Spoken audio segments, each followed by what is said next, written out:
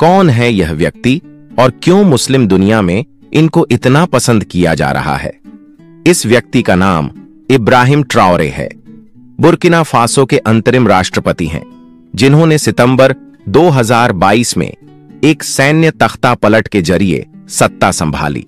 वे Africa के सबसे कम उम्र के राष्ट्राध्यक्ष हैं, जिनकी उम्र इस समय 37 वर्ष है। उनका सबसे पहला बयान, अफ्रीका को कर्जों की जरूरत नहीं।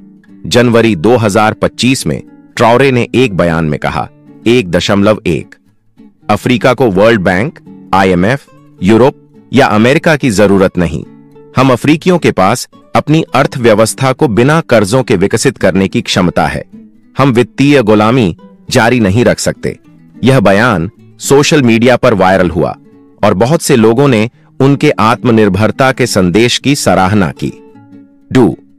फ्रांसीसी राष्ट्रपति मैक्रों पर आलोचना। फरवरी 2025 में ट्राओरे ने फ्रांसीसी राष्ट्रपति इमैनुएल मैक्रों के अफ्रीकी देशों की नाशकरी वाले बयान पर प्रतिक्रिया देते हुए कहा, अगर कोई नाशुकरा है तो वो मैक्रों हैं।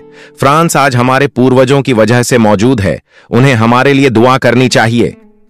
यह बयान अफ्रीकी जनता में उपनिवेशवाद के द्वार की यादें ताजा कर गया और सोशल मीडिया पर बड़े पैमाने पर साझा किया गया। 3.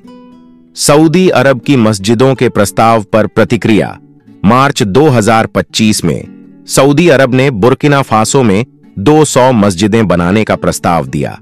ट्राओरे ने इस प्रस्ताव को ठुकराते हुए कहा कि देश को इबादतगाहों के बजाय शिक्षा, स्वास्थ्य और रोजगार के अवसरों की जरूरत है। उनका यह रुख सोशल मीडिया पर सराहा गया और उन्हें एक दूरदर्शी नेता के रूप में पेश किया गया।